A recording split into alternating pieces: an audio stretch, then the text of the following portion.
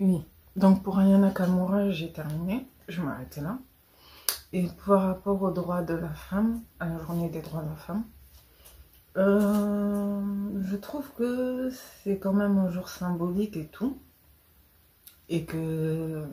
Enfin, en gros, j'ai rien contre ce jour-là. Au contraire, même, je trouve que c'est très bien.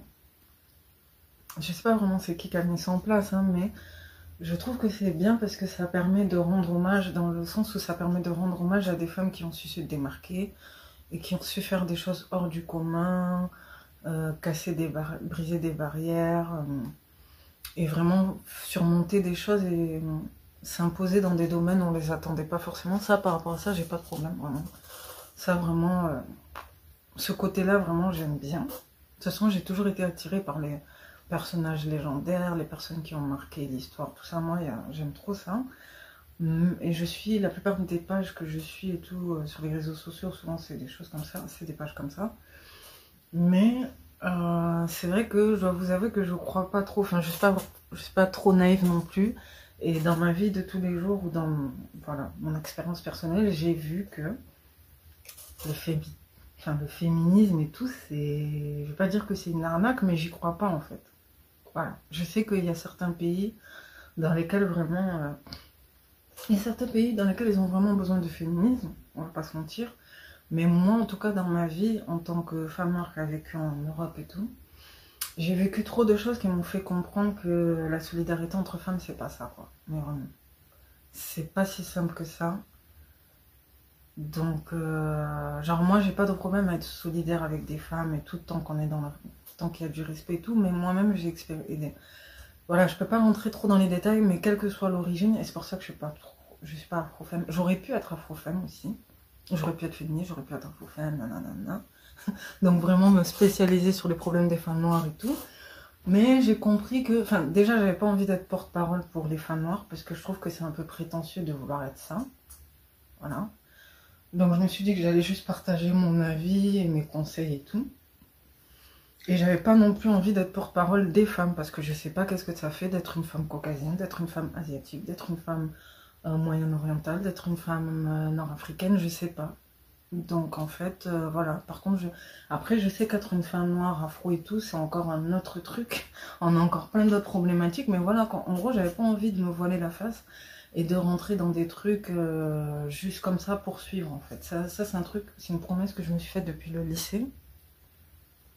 Je me suis fait la promesse de ne plus jamais suivre des mouvements d'une manière aveugle en fait. Genre j'essaie de toujours me remettre en question sur beaucoup de choses.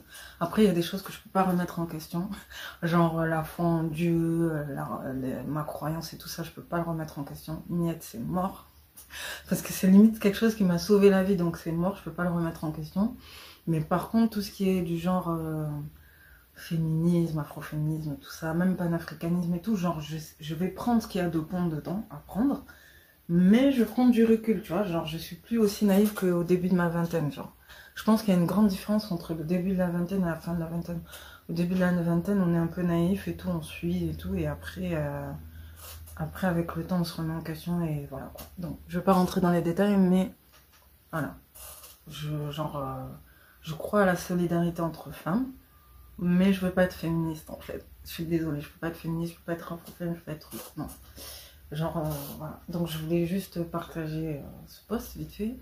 Mais j'ai pas envie que les gens ils croient que je suis féministe et tout. Par exemple, voilà, il y a des célébrités que j'aime bien. Mais je suis pas forcément d'accord avec tout ce qu'elles prennent. Genre, j'aime bien musicalement parlant et tout ce qu'elles font. Mais après, au niveau de leur courant de pensée et tout, je suis pas forcément d'accord. Ça dépend en fait. Ça dépend. Bon, bref, ça c'est encore un autre détail. Donc là, maintenant, je vais parler un peu de Beyoncé et de Drake, et après je vais parler de certaines chaînes qui ont attiré mon attention pour terminer, on va dire. Donc par rapport à Beyoncé, en vrai, j'ai pas grand chose à dire, à part que c'est vrai qu'elle est vraiment touche à tout. Pour moi, elle est très stratégique. Non seulement elle est très polyvalente et elle est très multitaxe, elle est autant bonne en chant qu'en danse, qu'en entertainment, qu'en mannequin, mode, tout ce que vous voulez. C'est une femme qui un peu touche à tout. En fait, elle a plus rien à prouver, franchement. Beaucoup de gens qui ont dit que c'est une légende vivante, elle a marqué les esprits dans plein de choses, genre elle a plus rien à prouver, mais c'est vrai qu'elle peut pas s'empêcher de vouloir toucher un peu à tout. Et donc là, maintenant, en gros, elle essaie de toucher tous les genres musicaux et tout. Moi, je trouve que par rapport à ça, elle est libre de faire ce qu'elle veut, tant qu'elle est pas trop dans l'exagération. Moi, j'ai rien à dire par rapport à ça. Mais j'avoue qu'il y a beaucoup de gens qui l'ont critiqué par rapport à sa marque de cosmétiques capillaires, on va dire. Parce qu'il me semble qu'elle avait déjà sorti des parfums, du maquillage non, mais du parfum, elle avait déjà sorti du parfum, elle avait déjà sorti la marque de vêtements Ivy Park et tout, et Dereon, ouais, Dereon avec sa maman, Ivy Park avec Blue Ivy, me semble. Et ça, franchement, c'était vraiment pas mal. La collaboration avec Adidas et tout, franchement, c'était trop canon. Vraiment, même moi-même, je dois avouer que si j'aurais pu un peu me permettre, peut-être j'aurais pris quelques trucs. Après, il y en a qui sont pas forcément emballés par Secret, une nouvelle marque et tout, de cosmétiques et tout. Parce qu'ils disent qu'elle le vend pas assez bien, que pour bien le vendre, il faudrait qu'elle essaye sur elle-même et tout. Parce qu'en fait, Beyoncé, elle est trop dans les cachotteries, dans le mystère, genre. Elle va se montrer, mais elle va pas se montrer totalement, genre, elle va pas se montrer comme ça, en vrai, en nature vraie. Comme Tyra Banks ou Rihanna ou Nicki Minaj. Elle a pas cette facilité à se montrer au naturel. Elle va toujours couper en fait. Genre il y a un moment dans sa pub où on voit ses cheveux, mais on les voit pendant une demi-seconde je crois, et on voit juste le début, on voit pas la fin. Donc déjà ça pose des interrogations pardon, sur sa texture, la longueur, tout ça. Après elle est pas obligée de les montrer, mais il y en a qui disent que ouais, là quand même il serait temps, genre t'as essayé les habits et tout pour Ivy Park, là maintenant pourquoi t'essayes pas le produit sur tes gens? Perso j'avoue j'aimerais bien essayer sa marque Secret, parce que j'aime bien comment ça sonne et tout, et je doute pas de la qualité de ses produits et tout, je sens que vraiment ça doit être pas mal. Mais bon, je sais pas, j'ai vu des polémiques aussi comme quoi encore elle aurait, au niveau du design des flacons. Les flacons, on dirait un peu des bonhommes comme ça et tout. C'est pas mal, ça fait un peu futuriste. Enfin, de toute façon, là, depuis son album Renaissance et tout, elle est un peu sur des trucs un peu futuristes, modernes et tout. Et bref, en gros, il y a une marque aussi néo-zélandaise, je crois, qui la soupçonne d'avoir copié sur leur propre marque de produits, un truc comme ça. Bon, bref. Après, je sais que Beyoncé, elle aime bien faire des mélanges de ce qu'elle voit un peu partout. Elle aime bien s'inspirer de certaines choses et de faire des mélanges. Mais bref, en gros, les gens, ils aiment bien taper sur elle, hein. Ça rapporte, ça donne des vues, de parler d'elle et tout, on va pas se mentir. Donc, je sais pas. Moi, j'ai pas envie de faire la rageuse et tout. Moi, je me dis, tant mieux pour elle, ça marche et tout. Mais c'est vrai que peut-être quand on veut trop en faire aussi, voilà, parce que c'est vrai que dans la vie, on peut pas avoir tout ce qu'on veut. Et c'est vrai qu'on peut pas. Genre, en gros, qu'elle le veuille ou non, elle pourra pas vraiment briller dans tout non plus, quoi. Moi, c'est juste ça que je me dis, c'est qu'elle peut essayer, mais elle pourra pas briller dans tout non plus, quoi. Genre, il y a déjà trop de choses dans lesquelles elle a excellé, elle peut pas être trop parfaite non plus. Et bon, peut-être, de toute façon, peut-être qu'un jour je reparlerai de tout ça. Peut-être qu'un jour je reparlerai aussi de certaines choses que j'ai vues par rapport. Voilà, j'ai pas envie de jouer la complétiste, mais par rapport au MK Ultra. Parce que j'avais vu une chaîne sur ça, sur les trucs MK Ultra et tout, peut-être que je mettrai en bas. Avec Serena Williams, Tiger Woods et tout. Et des fois, je me demande s'il n'y a pas d'autres célébrités qui l'ont fait. Genre, des fois, je me demande parce qu'il y a des célébrités qui sont vraiment connues depuis qu'elles sont petites. Et je pense que c'est dans tous les domaines. Vraiment, j'ai pas envie qu'on me plaigne pour une complotiste, mais on parle souvent de Serena Williams et de Tiger Woods par rapport au MK Ultra, voire peut-être même Michael Jackson. Moi, des fois, je me pose la question un peu pour Beyoncé, voire même pour Kylian Mbappé. Mais vraiment, je vais pas exagérer, mais des fois, je me demande s'il n'y a pas des parents qui sont allés jusqu'à accepter de faire peut-être du MK Ultra sur leurs enfants pour leur assurer de devenir des célébrités et pour leur assurer une grande carrière. Je sais pas. Là, les gens vont dire que j'abuse. Je vous mettrai des liens en bas pour que vous compreniez un peu mieux. Et j'en reparlerai une autre fois. Parce que là, c'est encore un autre sujet. Voilà, voilà. Là, maintenant, je vais parler de Drake. Ah, le fameux Drake, hein, Certified Lover Boy, le Canadien et tout. Bon, lui, il est un peu de tout aussi. D'ailleurs, à la base, je suis plutôt fan de lui, mais là, j'ai juste envie d'analyser un truc sur lui qui m'a un peu perturbée. Bon, après, il est libre de faire ce qu'il veut, hein. Lui aussi, il n'a plus rien à prouver. Mais juste, j'avais envie d'analyser un petit truc vite fait. Ah, juste aussi, moi, j'avoue que je sais pas s'il y en a qui s'en rappellent, mais moi, bon, j'ai toujours été fan de Drake, Chris Brown, même d'R. Kelly et tout, Usher et tout. Mais c'est vrai que moi, la vraie célébrité qui avait vraiment touché mon cœur, c'était il y a 4 ans passés, c'était Jidenna, ouais, c'était Jidenna. J'étais vraiment in love avec Jidenna, mais vraiment au point où je le suivais partout, sur tous les réseaux sociaux aussi. Au moment, j'ai même essayé d'envoyer un message et tout, parce que là, maintenant, je sais qu'il est casé. Mais il y a 4-5 ans passés, il était seul, dans la fleur de l'âge. Genre, en gros, il était dans son sommet. Pour, voilà, en gros, l'âge d'or des femmes, on va dire, c'est entre 25 et 30, je crois. Et pour les hommes, il me semble que c'est entre 35 et 40. Et lui, c'était la période où il venait de faire 33-34. Et il venait de percer, nominé aux Grammy, tout ça, tout ça. Et je sais pas pourquoi, mais j'ai été trop à fond sur lui. Même au niveau de sa biographie et tout, j'avais trop été touchée par son parcours. Et donc, je sais pas, dans mes rêves les plus secrets, je me dis, putain, si un jour je le rencontre et tout, en partant en Tanzanie ou un truc comme ça, bref, je m'imaginais plein de trucs, bon, bref, juste comme ça pour... parce que il y en a peut-être qui vont croire que, peut-être que je flash sur Drake et tout, mais non, bizarrement, moi, je flashais plus sur Jidenna. Après, je suis redescendue sur Terre, hein, mais c'est vrai qu'il y avait une période où vraiment, c'était trop. Toutes les interviews qu'il faisait, tout, je regardais. Enfin, en gros, tout m'intéressait chez lui. Après, je savais qu'il y avait des rumeurs comme quoi il aurait peut-être sacrifié son père et tout. Mais vraiment, j'étais impressionnée par son parcours et tout. Tout. Et c'est vrai que bizarrement, il a quelques points en commun avec Drake aussi. Ils ont quelques points en commun, mais bon. Là, maintenant, je vais parler de Drake. À l'époque aussi, j'avais parlé de Drake par rapport à son logo d'Ibu, là. Et par rapport à sa citation aussi. Sa citation, enfin, en gros, comment on appelle ça? C'est pas vraiment une citation, mais en gros, lui, sa phrase fétiche, c'est YOLO. YOLO, c'est You only live once. En gros, c'est carpe diem, quoi. On n'a qu'une seule vie, donc il faut faire ce qu'on veut et tout. Bon, bref. C'est vrai que c'est un peu satanique de dire ça, mais bon. Voilà, malheureusement, la plupart des célébrités, elles suivent des choses un peu bizarres, on va dire. Et donc moi, ce qui me perturbait, j'aime bien son logo, j'ai rien contre, mais ce qui me perturbait, c'est que ça me faisait penser au symbole du Bohemian Grove. Donc, le Bohemian Grove, c'est un peu une secte secrète, un peu comme... Enfin, il me semble que ça fait partie de la franc-maçonnerie, en fait. C'est un peu comme les Skulls and Bones et tout, ça fait partie de la franc-maçonnerie. Et la particularité du Bohemian Grove, il me semble, c'est qu'ils font des sacrifices d'enfants, il me semble. Je suis pas sûre, mais il me semble qu'ils font des sacrifices d'enfants à une grande statuette en forme d'hibou, comme ça, dans des forêts. Bon, bref, là, vous allez dire que je suis trop complotiste, mais à l'époque, j'avais vu ça. Et c'est le seul truc qui me déçoit un peu chez Drake, genre, je l'aime bien, mais j'espère, en gros, qu'il fait pas partie de ça, quoi.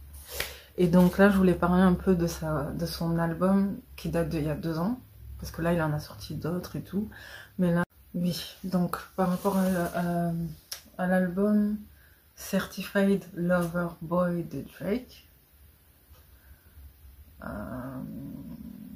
Donc en gros, la traduction en gros c'est en gros le lover boy quoi, le gars de ces dames, en gros le gars qui est vraiment certifié et qui est classé lover boy, genre le gars vraiment qui a plus rien à prouver en amour, qui peut avoir toutes les femmes qu'il veut, et nanana, qui a la cote avec les femmes et tout.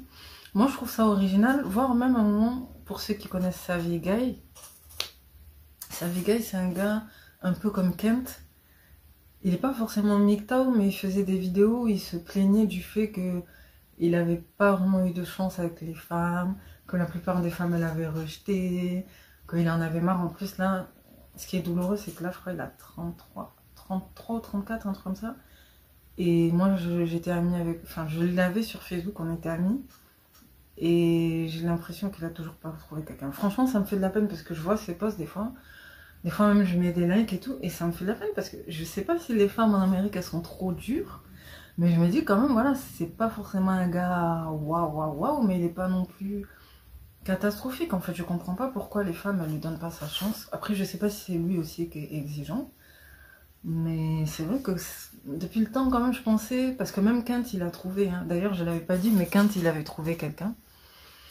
Mais bon là après je sais pas s'il a changé, mais il avait trouvé quelqu'un et c'est pour ça qu'il avait arrêté de faire des vidéos. Mais Savvy Guy, et son vrai nom il me semble c'est Brandon, je pense qu'il a toujours pas trouvé. Franchement c'est trop dommage. Et je sais qu'à l'époque il avait fait une vidéo du genre Certified Fucked Boy ou un truc comme ça. Et il avait fait un rap un peu... enfin, ce qui est un peu triste, c'est qu'il faisait des chansons où il s'auto-flagellait en fait. Genre en gros, je vaux rien, j'en vaux pas la peine, c'est pour ça que j'ai pas de copine. Fuck, j'en ai marre, je vaux rien. Bon, en gros, c'est quelqu'un qui s'auto-flagelle trop. Des fois, c'est choquant, voire des fois même ça fait rire vite fait. Parce que tu te dis, mais c'est fou, genre il est fou, pourquoi il fait ça? Mais après, avec un peu de recul, tu te dis, non, c'est pas normal. Genre, il y a plein de gens qui ont essayé de le conseiller parce que c'est vrai que c'est pas normal. Il y avait une période comme ça où il y avait... Là, ça s'est arrêté un peu, mais il y avait une période où il y avait beaucoup de gars comme ça qui étaient vraiment pessimistes et fatalistes vis-à-vis des relations hommes-femmes, surtout en Amérique. Là, maintenant, en Europe et en France, ça commence à venir aussi. Mais en Amérique, c'était il y a depuis une dizaine d'années. Et moi-même, j'avais fait une vidéo pour aider, enfin, pour parler à Ken vite fait. Après, il m'a jamais vraiment répondu directement, mais en gros, j'avais fait une vidéo. J'étais une des rares filles avec une autre femme américaine comme ça à l'avoir répondu. Et donc, juste pour, entre parenthèses, Saviga, il avait fait une vidéo qui s'appelait Certified Fucked Boy. Et il me semble qu'il avait fait 1 an juste avant l'album de Drake en plus. Donc, je sais pas hein, si Drake il surfe sur internet ou sur YouTube et qu'il était tombé sur son truc, mais c'est vrai que c'était un peu la même chose, mais c'était l'inverse. Genre, c'était un peu le même. C'était un peu le même titre en gros. Mais sauf que lui, au lieu de s'auto-flageller, il fait une éloge de lui-même en fait. Genre en gros, c'est un loverboy, nanana. Et d'ailleurs, même à travers certains clips aussi, par exemple, Failing Back, ça fait pas partie de cet album, mais c'est un clip qu'il a fait juste après. Et je pense que la plupart des gens ils l'ont vu. Ça avait fait le buzz, c'était l'année dernière. C'est un clip où en fait, au début, t'as l'impression qu'il va se marier avec une seule femme, parce qu'il se prépare. Or qu'en fait, quand il rentre dans la salle et tout, quand il tourne la caméra, quand il dit, quand le prêtre il dit, est-ce que vous voulez l'épouser, lui il dit oui, et quand il se tourne vers les femmes et que la caméra se tourne, en fait, c'est pas qu'une seule femme, c'est plusieurs femmes en fait, c'est toute une rangée de femmes, de plein d'origines différentes, d'âges différents, de tailles différentes et tout. Et ça va de dark skin à brown skin, light skin, yellow skin, white skin, tout ce que tu veux. Et c'est vrai que moi, la première fois que j'ai fait ça, j'ai fait ah bon, genre je me suis dit waouh, c'est chaud quand même, genre c'est osé, genre c'est la première fois que je voyais un clip aussi impressionnant vis-à-vis du mariage, on va dire. Et il y a beaucoup de gens qui ont dit ouais, voyez les femmes modernes, elles sont prêtes à tout quand il s'agit d'un homme riche et tout. Moi, je n'ai pas vu cette chanson, moi je me suis dit ah, ça montre que la plupart des hommes ils peuvent pas se contenter d'une seule femme en fait, mais vraiment. Moi, je l'ai plus vu de cette façon. Moi, je l'ai vu en mode, genre, en gros, il nous a avoué que la plupart des... Enfin, que lui, et que beaucoup d'hommes, entre guillemets, ben, en gros, ils aimeraient faire ça. C'est juste qu'ils peuvent pas, mais ils aimeraient faire ça, en gros. Moi, je l'ai vu comme ça, en fait. Donc, en plus, le pire, c'est que la chanson, elle est bien, mais c'est vrai que le clip, quand même, c'est faux. Mais... c'est pas grave. Genre, la chanson est bien, mais le clip, c'est faux. Et après, le clip, il est bien fait et tout et tout. Bon, bref, je reviens à la pochette. En fait, moi, ce qui me perturbe avec la pochette de l'album, où il y a 12 femmes enceintes, 12 émoticônes de femmes enceintes, comme ça, c'est qu'il me semble qu'il y a 3 femmes dark skin, 3 femmes brown skin, il me semble, 4 femmes light skin, 2 femmes yellow skin, genre asiatique et tout, et il y a... Non, même pas, il y a 2... Non, elles sont même pas yellow, elles sont brunes. Et t'as une femme blonde. Donc je me dis, je suis pas sûre, mais je me demande si c'est pas un plan en fait. Je me demande s'il envisage pas d'enceinter 12 femmes. Parce qu'il y en avait qui disaient qu'il avait peut-être déjà 12 femmes cachées et 12 enfants cachés. Mais moi je pense que s'il faut, c'est ce qu'il envisage de faire. Parce que il avait déjà une femme stripteaseuse brune avec qui il a eu un enfant blond et tout. Et là, il vient... Apparemment, on n'est pas sûr, mais il vient d'avoir un deuxième enfant avec Sexy Red, pour ceux qui connaissent, avec qui ils ont sorti une chanson, la Rich Baby Daddy, et bon, le clip, il est vraiment spécial, elle est comme ça, à l'hôpital et tout. Vraiment, Sexy Red, c'est encore autre chose, elle est vraiment folle et tout, elle s'en fout. Donc, en gros, ça ferait 2 femmes sur 12, en gros, et peut-être qu'il y en a encore 10. Donc, on dirait que Drake, il envisage d'avoir encore peut-être 10 femmes, avec qui il aurait un enfant peut-être, je sais pas. En tout cas, ça pose la question. Enfin, moi, pose la question. Genre, en gros, il y a de quoi se poser des questions parce que. Après, bon, si, en vrai, il peut le faire, il peut se le permettre en vrai. Voire même, je me demande s'il voit pas ça un peu comme un acte de générosité. Parce que c'est vrai que Drake, il a un côté très généreux et tout, entre guillemets. Hein. Genre, entre le clip où il a donné 1 million comme ça à plein de gens différents, comme ça, il leur a donné un peu d'argent. Et là, c'est vrai que Sexy Red, on va pas se mentir, il y a pas longtemps, elle était pas trop connue. Après, moi, je sentais qu'elle allait buzzer. Je sais pas pourquoi, mais je sentais qu'elle allait buzzer. Parce que je la voyais un peu comme Lil Pump, mais version fille, quoi. Et étant donné que Lil Pump, même s'il a pas trop duré il a pas trop duré, sa popularité, elle a été courte, un peu. Parce qu'il est toujours populaire, mais un peu moins. Mais je sentais que si une version fille de Lil Pump venait. En gros, c'est une version fille de Lil Pump, de Lil Uzi Vert et de. Voilà quoi, dans le style, elle fait un peu emo rap, un peu vite fait. Donc, en gros, il y a elle, Cardi B, il y a même. Comment elle s'appelle je la connais un peu moins, mais qui traîne tout le temps avec elle là. Sukiyana. Franchement, elles sont folles. Quand j'ai vu des vidéos d'elle en train de rapper comme ça là, c'est quoi déjà? Rouge red, c'est comme le rouge red. Avec des pieds nus comme ça dehors, avec les lacerontes colorées et tout, avec une boîte de wings, genre en gros avec une boîte de poulet, de fast-food par terre comme ça, en train de danser, de se filmer et tout. Je me suis dit ok. Et en même temps, elles mettent l'argent comme ça. Bon bref, elles sont dans des délires un peu spéciaux et tout. Et c'est des trucs même d'ailleurs qui sont pas forcément valorisants, mais bon, comme elles ont réussi à buzzer grâce à ça, forcément, au final, elles y trouvent. Elles y gagnent quelque chose au final, donc finalement, elles s'en foutent en fait. Je pense en fait, ça, c'est le genre de célébrité, elles sont arrivées à un stade où elles s'en foutent en fait elles s'en foutent de ce que les autres pensent d'elles, tant qu'elles ont leur popularité, leur argent et tout, elles s'en foutent. Donc, il n'y a rien à faire en gros. C'est. Voilà quoi. Pour elles, c'est leur vision de leur réussite, donc. Parce que. Je sais pas, même le clip Rich Baby Daddy, moi, ça m'a fait un peu de peine dans le sens où. Genre. Ok, bon, déjà, Sexy Red, elle a accepté. Enfin, moi, je pense qu'elle avait accouché avant et qu'ils ont filmé ça peut-être. Non. Elle a accouché juste après, je crois qu'ils aient filmé ça, je sais pas. Parce que je sais que c'est la période où elle avait accouché.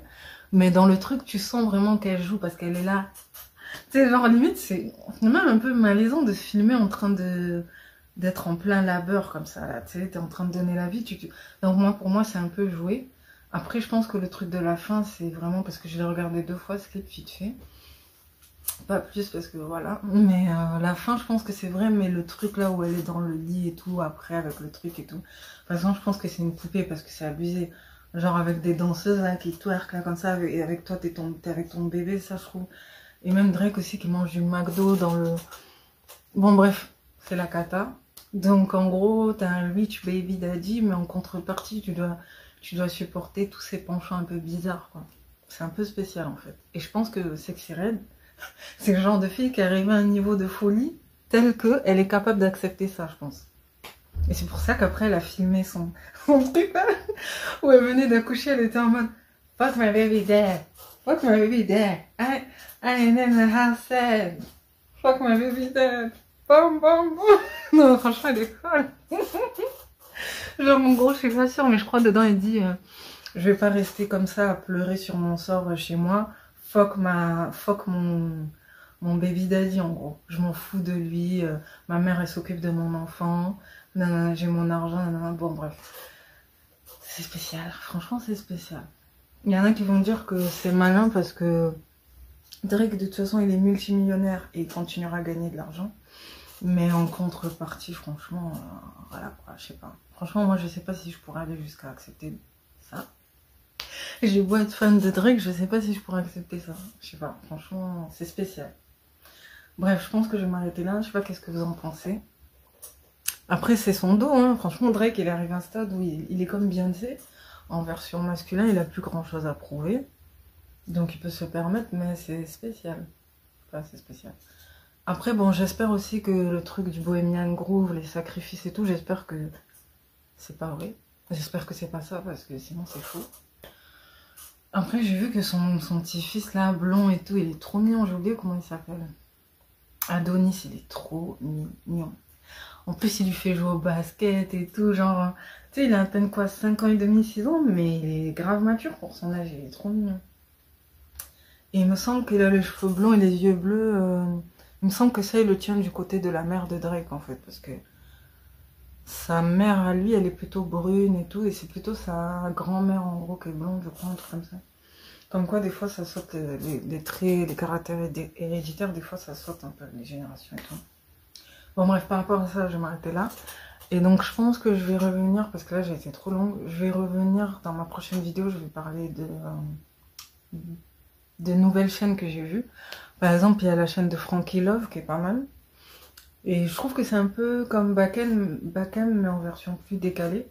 Parce qu'il y a beaucoup de gens là-bas. J'ai vu Mamadouba, il y a même Yannick, surnommé Big Z. Enfin, il y a beaucoup de gens. Il y a, au niveau des filles, ça me revient plus, mais il y a beaucoup de gens en gros qui étaient chez Bakem qui sont là-bas maintenant.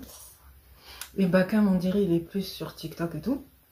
Il faudrait que j'essaye de parler, enfin, de conseiller, comment il s'appelle, Booty Talk là.